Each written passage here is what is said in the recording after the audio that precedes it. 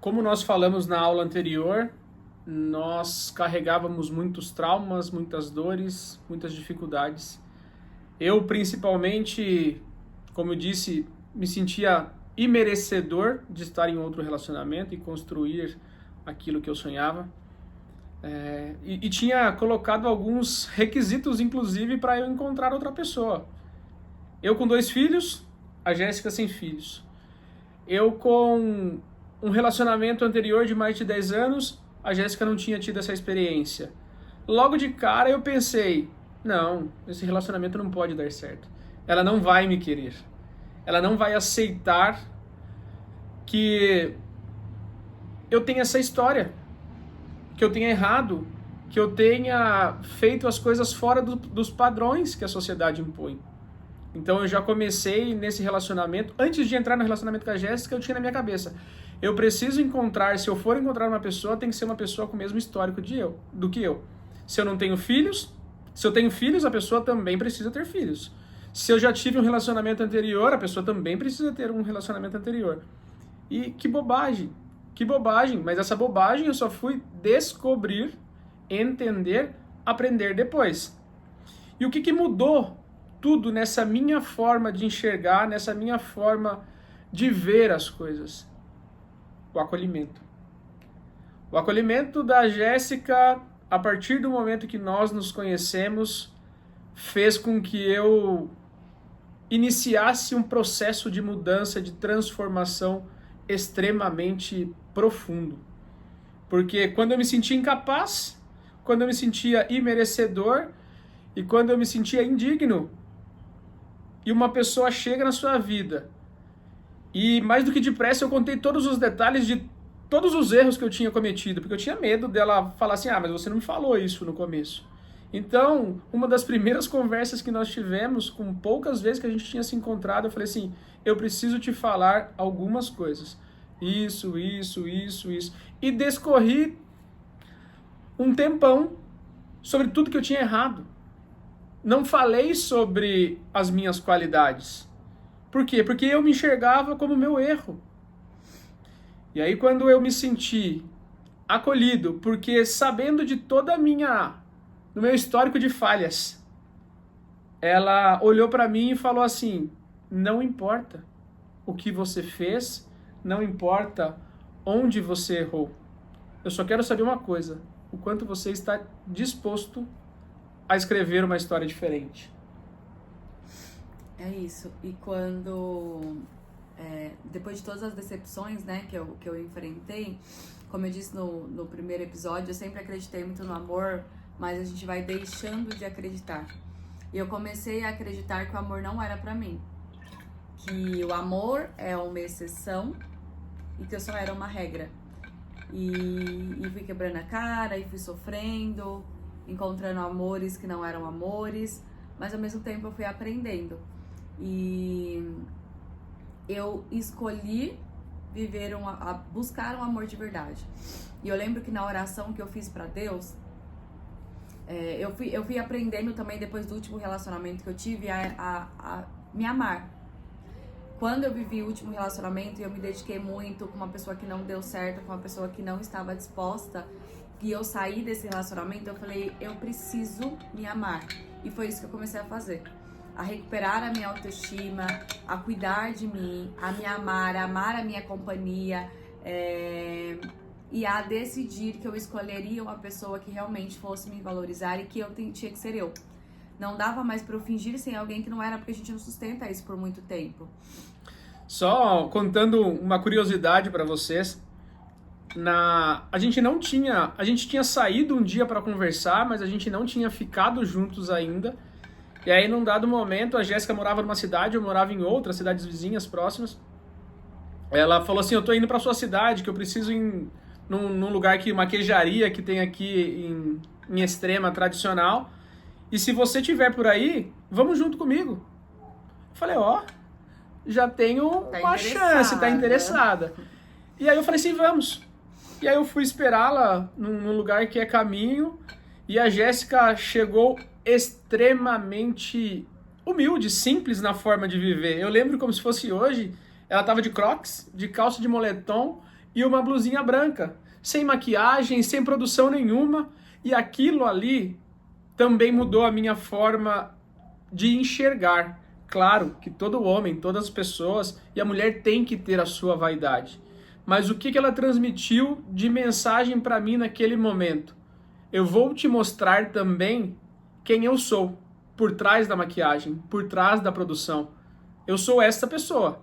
Mais do que a roupa que ela estava vestindo, ou a forma simples que ela estava vestindo naquele dia, ela transmitiu a mensagem para mim: se você quiser ficar comigo, eu preciso que você me aceite como eu sou. E exatamente foi isso que eu fui aprendendo, que a próxima pessoa teria que ser uma pessoa que me aceitasse do jeito que eu sou. Que as minhas falhas, com meus orgulhos, caia risada engraçada, enfim. E quando eu fui orar para Deus, a minha oração foi assim: Deus, eu não acredito que eu possa ser feliz no amor. Depois de tudo que eu vivi, eu acredito no amor, mas eu não acredito que eu possa ser feliz no amor. Mas eu acredito no Senhor. E eu acredito que o Senhor pode todas as coisas. Então, se o Senhor quiser que eu encontre uma pessoa e que eu realmente seja feliz, eu estou pronta para lutar por um relacionamento, para acreditar num relacionamento. Porque quando a gente entra num relacionamento, a gente tem que estar disposto a lutar. Tem que estar disposto a entender que o outro não é perfeito. E o Saulo não é perfeito e eu não sou perfeita, mas a gente tem que estar disposto a ouvir, a entender o passado da pessoa, a entender a cultura da pessoa. Nós temos muitas coisas diferentes, né, amor? Muitas coisas diferentes de cultura, de criação, de jeito, de personalidade. E todos os dias a gente precisa achar e a gente tenta achar o equilíbrio para que a gente consiga fazer funcionar o nosso relacionamento. E neste momento, nós começamos a nos entender emocionalmente. A entender a nós mesmos e a entender ao outro. Entender que estava tudo bem nós termos os nossos traumas, as nossas dores, as nossas dificuldades. E é essa mensagem que nós desejamos transmitir para vocês. Não importa o tamanho da tua dor, o tamanho do teu erro, o tamanho da tua falha, o quanto você errou, o quanto você já falhou em relacionamentos durante a vida. Não é sobre isso. Não é sobre isso. É sobre o quanto você está disposto a fazer diferente. Quem você quer ser daqui pra frente. Quem você quer ser daqui pra frente. E até uma coisa bastante curiosa, eu tenho outros conteúdos que até a gente disponibilizou no Instagram, que a gente fala de duas situações. A primeira delas é que eu digo que dos 30 aos 35 anos foi um período da minha vida em que eu vi pouquíssima evolução. Foi um período em que eu mais me senti incapaz, que eu mais me senti imerecedor. E eu vejo que aquilo ali, a forma com que eu agi, bloqueou muita coisa, me fez sentir extremamente incapaz. Mas nas minhas orações, no meu propósito, na minha conversa com Deus, eu determinei que eu escreveria uma nova história. Dos meus 35 aos meus 40 anos, eu escreveria uma nova história. E isso foi algo que falou tão forte ao meu coração que as minhas atitudes começaram a mudar. E a partir do momento que as minhas atitudes começaram a mudar, eu passei a enxergar o outro de uma outra forma. Eu passei a ter atitudes de uma outra forma. Eu passei a enxergar o mundo de uma outra forma. E o mundo muda quando a gente muda. Então a transformação aconteceu a partir do momento que eu me dispus. Porque eu tinha tentado tudo que vocês imaginam para corrigir as minhas más tendências, as minhas falhas, as minhas vulnerabilidades. Mas eu não conseguia. Eu repetia sempre o mesmo ciclo. Por quê? Porque eu estava querendo resultado diferente com as mesmas ações. E foi quando eu enxerguei também que eu sim era religioso, mas eu não estava vivendo a espiritualidade. Em outro episódio também, a segunda curiosidade, a Jéssica conta, nós nos conhecemos através do Rosário da Madrugada. A Jéssica trabalhava no condomínio em que eu também trabalhava, nós nos trabalhávamos diretamente juntos na mesma empresa, mas nós trabalhávamos no mesmo local. Eu tinha visto ela algumas vezes por lá, tido 2 ou 3 contatos pessoalmente, só de apresentação, mas eu falei, nossa, que mulher interessante, que mulher bonita. E aí eu tinha o contato dela, porque eu era responsável pelo condomínio em que a empresa dela estava alocada. E aí eu tinha o contato dela. E num determinado dia do Rosário da Madrugada, eu olhei os status, que eu tinha o contato dela salvo, e eu falei, nossa, era 4 horas da manhã, ela também reza. Ela também faz o rosário. E aí, né, eu sou homem, eu estava sozinho, eu peguei o celular e mandei uma mensagem, falei, nossa, que legal que você também reza. Claro que eu tinha segundas intenções. Aquela mulher bonita, aquela mulher interessante, mas a forma com que Deus preparou o nosso encontro é algo que mostra para nós claramente que coisas maravilhosas aconteceriam e que fruto da nossa oração, do nosso querer, da nossa disposição, Ele estava cuidando de tudo. E eu acho muito importante falar que o Saulo falou uma coisa que eu acho que é essencial, é a gente estar disposto a mudar. Enquanto você estiver num relacionamento, ou enquanto você quiser buscar um relacionamento, onde você enxerga que o erro está só no outro, não vai dar certo. Porque nós precisamos mudar e a vida começa a refletir nas nossas ações, na nossa mudança e na nossa disposição de ser curados. O meu último relacionamento eu vivi por 2 anos e meio. Eu estava muito disposta naquele relacionamento. Ele já não mais. Mas a culpa do relacionamento não ter dado certo também era minha. Porque existiam muitas mágoas, muitas feridas no meu coração que não estavam curadas. Eu tinha sido tão rejeitada, eu tinha lutado e sonhado tanto com relacionamentos que não deram certo, que eu comecei a me colocar numa situação que não era só culpa do outro.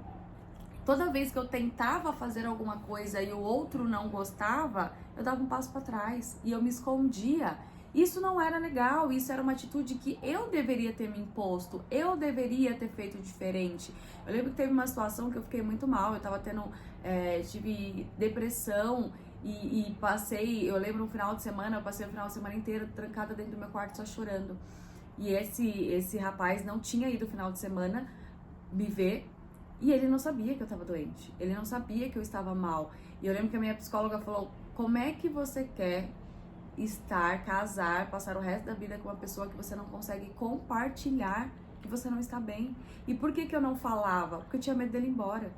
E era alguém que já não estava mais me fazendo tão bem. Mas a carência, mas aquela pressão de que, não, mas eu tenho que ficar com a pessoa. Não, mas tem que dar certo. E eu estava errando também. Então, a partir do momento que eu abri mão de mim, da carência de falar, a partir de agora, quem quiser estar comigo, vai estar comigo de moletom e crocs. Vai me aceitar do jeito que eu sou e vai me enxergar como a mulher que eu sou, com as qualidades que eu tenho, mas também com os defeitos que eu tenho.